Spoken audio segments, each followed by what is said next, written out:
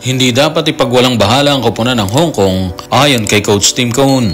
Desidido rin siyang mangibabaw sa Asia para makaangat sa susunod na level ng kompetisyon. At sa kabila ng panalo versus New Zealand, inihayag ni Coach Tim ang pagkadismaya sa naibigay ng gilas sa dumayong koponan na posibleng gawin din ng Hong Kong sa laban.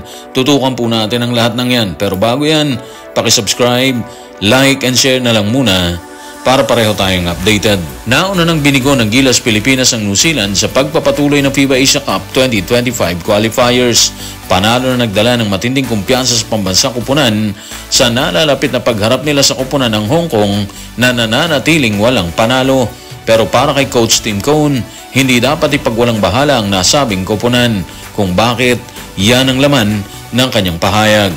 Tutukan natin si Coach Tim sa report ni Ruben Terrado sa Spain. Tayong magiging paborito, maaaring mas matinding paborito laban sa Hong Kong. Pero hindi natin pwedeng pagwalang bahala ang Hong Kong.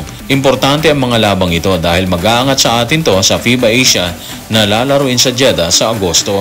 Well, obvious naman na sobrang halaga ng laban, di ba? Ng bawat laban sa ganitong kompetisyon.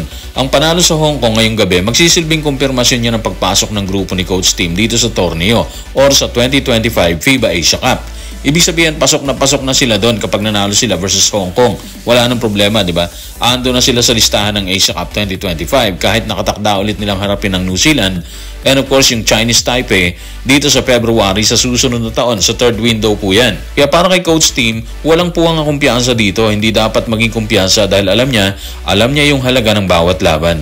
Alam niya din na nagpa-practice din ng Hong Kong. Bilog ang bola, sabi nga nila, di ba? Tapos gutom na gutom sila sa panalo dahil hanggang sa kasalukuyan, wala pa rin sila kahit isang panalo. Nung nakarang araw, tinambakan din sila ng Chinese Taipei. So mabigat talaga yung dala-dala nilang bagahe pagpasok nila sa laban versus Gilas Pilipinas.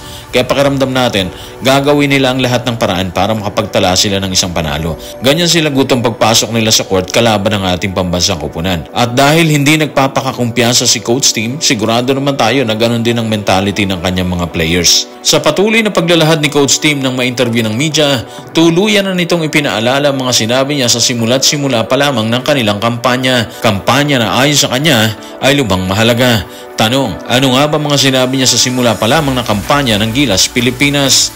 Tutukan natin si Coach Tim sa report ni Ruben Terrado sa Spain. Sinabi na namin sa simula pa lamang na gusto naming lumaban sa international level pero gusto naming manalo sa Asia. Ang New Zealand, parte yan ng FIBA Asia. Yung Hong Kong, obviously, parte rin siya ng Asia. Mahalaga talaga sa amin na magpakita kapag kalaban natin ang Asian teams. Mabigat yung goal ni Coach Tim, ha? Sinabi natin goal kasi hindi biro makipagbasagan sa team ng Asia. Kung titignan mong mabuti, kasama dyan ang New Zealand and of course yung Australia. Dalawa sa mga mabibigat na kupunan. So para matupad yung mga sinabi ni Coach Tim, kailangan talaga nilang makapag-perform sila ng maayos, ng mas maganda, di ba? Nagawa na nila yan sa New Zealand. So ibig sabihin, nakaisa na sila dyan. Pero may mga susunod pa yan eh. Tingin naman natin, committed ang kanyang mga players. Committed sila na kahit anong mangyari, andyan sila. Gagawin ng lahat para may sakatuparan ng dapat gawin para mangibabaw sa lahat ng kalaban dito sa Asia. Siguro ito na rin yung rason ni Coach Tim bakit niya ginawang 4 na taon ng programa ng Gilas. Step by step. Ipanalo ang Asia, umakyat ulit sa World Cup at kung papalarin, umakyat sa Olympics na hindi nila naisakatuparan nung nagdaang OQT kung saan tinalo sila ng Brazil sa semis para makaharap sana ang Latvia sa finale. Ganito katindi yung mga plano ni Coach Tim para sa Gilas Pilipinas. At dahil matindi ang kanyang resume dito pa lang sa PBA, naniniwala tayo na kakayanin nila yan. Kailangan lang siguro talaga yung dedication at commitment ng ating mga player para mangyari ang lahat ng plano ni Coach Tim Cone. Walang dudang mahalaga kay Coach Tim ang magpakita at mangibabaw sa Asia kung saan kasamang babakbakan ang koponan ng Hong Kong. Hong Kong na posibleng gawin ang ginawa ng New Zealand na pagkamada ng matinding tres na naging sentro ng atensyon ni Coach Tim matapos ang panalo versus New Zealand. Narito ang report. Tutukan natin ang sinabi ni Coach Tim sa report ni Danson Ray Dalupang na Inquirer. Ang nakakadismaya ngayong gabi, nagbigay kami ng 18 3-point shots. Kailangan higpitan pa natin ang depensa dyan. Nakakuha sila ng 18 sa 35 na birada nila. Matinding shooting yun. Kaya kailangan natin sila saluduhan doon. Okay, so 18 out of 35 mula sa tres etong New Zealand. Grabe po yun. 50% plus po yun. Parang kung sisilipin natin, doon sila nahirapan yung Gilas. Nahirapan talaga doon.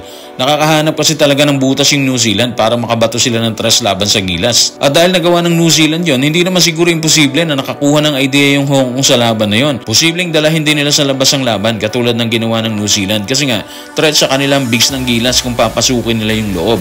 Yung New Zealand, hindi talaga nila kinayang pasukin ng loob eh. Out-rebounded rin sila doon. Nagtala ang Gilas ng 44 na rebounds, while ang New Zealand, meron lang silang 31 rebounds. Talo sila sa defensive at offensive. Tignan natin to. Yung Gilas, merong 28 defensive rebounds. Tapos yung New Zealand, 23 lang sila. So, dun palang talo na sila, no? Yung offensive ng Gilas, offensive rebounds, meron silang 16. While yung New Zealand, meron lang silang 8. Dito pa lang sa ganitong statistics, kita mo na talaga na talo ang New Zealand. Pero muntik pa silang nanalo kasi nga gumana yung outside shooting nila. Dinala nila sa labas yung laban. Anyway, for sure na pag-aralan ito ni Coach Tim para mapigilan nila ang Hong Kong sa susunod na laban. Mabigat kasi yung 50% plus na shooting ng Tall Blacks na posibleng gawin din ng Hong Kong sakaling magharap na sila mamayang gabi. So guys, maraming salamat.